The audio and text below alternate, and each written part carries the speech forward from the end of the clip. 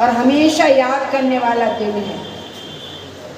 इसको हमें कभी भूलना नहीं चाहिए। मैं आज जो संबोधित करूंगी वो अपने बच्चों के लिए विशेष रूप से करूंगी कि किस प्रकार से आज हम स्वतंत्रता की सांस ले रहे हैं, पढ़ाई लिखाई भी कर रहे हैं और चैन से हम रह रहे हैं। लेकिन उन लोगों से पूछो जिन्होंने आपकी उम्र में ही अंग्रेजों से भारत माता को आज़ाद कराने के लिए अपने गले में फांसी का फंदा डाला।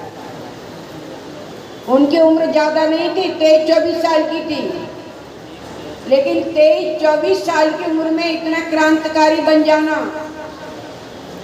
हमारे लड़कों का, हमारी युवतियों का, ये शुरू से ही उनके अंदर इस प्रकार की भावनाएं रही होंगी जो 23 साल की उम्र में वो क्रांतिकारी बन गए, फांसी के फंदे पर झूल गए। ऐसे नौजवान जो वीर गति को प्राप्त हुए, उनके वजह से हमें आज़ादी मिली। लेकिन दुर्भाग्य इस बात का है कि आज़ादी तो हमें मिली, लेकिन इस आज़ादी के पीछे उस समय जो नेतृत्व कर रहे थे वो पंडित जवाहरलाल नेहरू कर रहे थे। उनके बहुत ही निकट जिन्ना जी, जिनकी बात को नेहरू जी टाल नहीं सकते थे, उन्होंने देश के बंटवारे की बात की। जैसे ही देश के बंटवारे की बात की, जिन्ना के समर्थकों ने हमारे हिंदुओं को काटना शुरू कर दिया, निकालना शुरू कर दिया। अब अंदाज लगाइए कि जिस घर के सुरक्षित रखने के लिए हम लोग कितना प्रयास करते हैं कि हमारा घर हमसे ना छूटे, हमारा परिवार हमसे ना छूटे, हमारा सामान हमसे ना छूटे, नाते रिश्तेदार हमसे ना छूटे, उसके लिए हम जिंदगी भर संघर्ष करते रहते हैं और जीवन को बनाए रखने का प्रयास करते हैं। उसी जीवन के लिए वो लोग जो जिन्ना के समर्थक थे, वो सामने के हिंदुओं के सामने उनकी बच्चियों को ले जा रहे हैं, लड़कों का कत्लेआम कर रहे हैं, महिलाओं को घरों में ले जा रहे हैं, धर्म परिवर्तन करा रहे हैं। 10 लाख लोगों की कल्पना करिए कि 10 लाख लोग मारे गए इस बंटवारे में, और 10 लाख लोगों के मरने के बाद, बहुत परेशानियों के बाद और बलिदानों के बाद में हमें ये आज़ादी मिली। लेकिन बच्चों, अब इस आज़ादी को सुरक्षित रखने की जिम्मेदारी आपकी है। यहाँ जितने भी लड़कियां बैठी हैं, हमारी छात्र छात्राएं बैठी हैं, उन सबका ये धर्म बनता है, ये दायित्व बनता है कि अपने समय का सदुपयोग करें। आप में से ही सरदार भगत सिंह जी थे, आप में से ही राम प्रसाद बिस्मिल थे, आप में से ही अशफाक उल्लाह खां थे, आप में से ही चंद्रशेखर जी थे। सब आप ही लोगों में से तो थे जिनकी उम्र बहुत कम थी। उन्होंने हमें आज़ाद कराया। अब ये आज़ादी हमारी तभी सुरक्षित रह सकती है जब हमारे बच्चे सजग हो जाएं। लेकिन बच्चे ध्यान से सुनते तक नहीं है कोई बात कि आज का कार्यक्रम अगर पूछा जाए और मैं हाथ उठवाऊं कि आज का कार्यक्रम किसके तहत हो रहा है, तो आधे बच्चे भी जवाब नहीं दे पाएंगे। इसीलिए जवाब नहीं दे पाएंगे कि उनका दिमाग इधर नहीं है। उन्हें जानकारी रहनी चाहिए, कल देश का भविष्य आप बनेंगे, देश की पूरी जिम्मेदारी आपके हाथ में होगी। पढ़ने लिखने के बाद आप लोग डॉक्टर बनेंगे, इंजीनियर बनेंगे, वकील बनेंगे, कोई डीएम बनेगा, कोई एसपी बनेगा, कोई शिक्षक बनेगा, कुछ ना कुछ सब लोग बनेंगे। लेकिन इस दिन को याद रखना पड़ेगा कि हमारे भारत माता को किस प्रकार से सुरक्षित रखा गया और 10 लाख लोगों ने बलि दी, उसकी इज्जत को हम बनाए रखें, उसके सम्मान को हम बनाए रखें। ये हमारे पूर्वजों के जो ये हमारे पूर्वजों की अमानत है, हमें इस अमानत को बनाए रखना है। ये भारत माता की आज़ादी हमारे पूर्वजों की विचारत है, इसको हमें बनाए रखना है।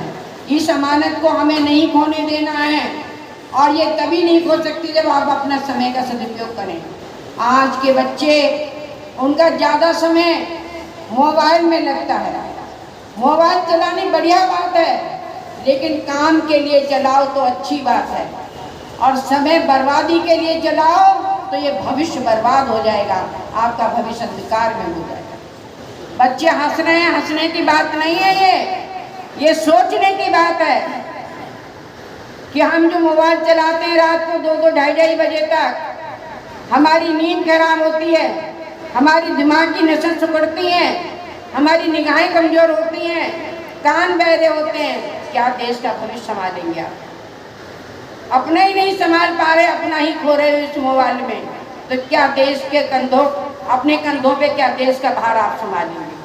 आज से सजग हो जाइए, और ऐसे दिन पर आप प्रतिज्ञा करिए कि काम के लिए ही मोबाइल का इस्तेमाल करेंगे, मनोरंजन के लिए नहीं। जब आप ऐसा करेंगे, 24 घंटे ईश्वर ने आपको दिए हैं, ये 24 घंटे में अंदाज लगा लीजिए कि आप कितने घंटे अपनी पढ़ाई के लिए देते हैं। आज एक अधिकारी बोल रहे थे कि कम से कम 4 घंटे पढ़ाई के लिए देना चाहिए। मैं कह रही हूँ 24 घंटे में 8 घंटे पढ़ाई के लिए देना चाहिए। 24 घंटे मिलते हैं तो 8 घंटे भी पढ़ाई को नहीं दोगी तो आप अपने लक्ष्य को प्राप्त नहीं कर सकोगे। अब अंदाज आपके सामने है, खुद ही आप देख लीजिए, और एक विकल्प बना के चलिए, एक लक्ष्य बना के चलिए। जीवन का एक लक्ष्य होना चाहिए कि हमें क्या बनना है। जिस लक्ष्य में विकल्प नहीं होता वही लक्ष्य पूरा होता है, और जो विकल्प होता है वो इसी तरीके से बेकार हो जाता है। जैसे आज एक पौधे को यहाँ लगाइए, सोच रहे हो कि ये मजबूत अभी नहीं हुआ है, दूसरी जगह लगा दें, उखाड़ के तीसरी जगह लगा दें, और एक स्थिति वो आएगी कि पौधा ही नष्ट हो जाएगा।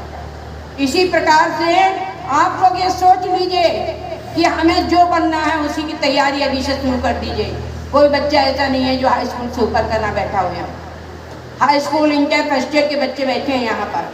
तो ये लक्ष्य बना के चलिए कि हमें भविष्य में क्या बनना है। जब आप भविष्य में योग्य बनेंगे, व्यापक दृष्टिकोण होगा, सोचने की क्षमता होगी, देश के प्रति प्रेम होगा, सहानुभूति होगी, दया होगी, अपने कर्तव्य पालन के प्रति निष्ठा होगी, तो निश्चित रूप से हमारी ये आज़ादी कायम रहेगी। ये विरासत ऐसी नहीं मिली है हमारे लिए, ये विरासत को कायम करना पड़ेगा।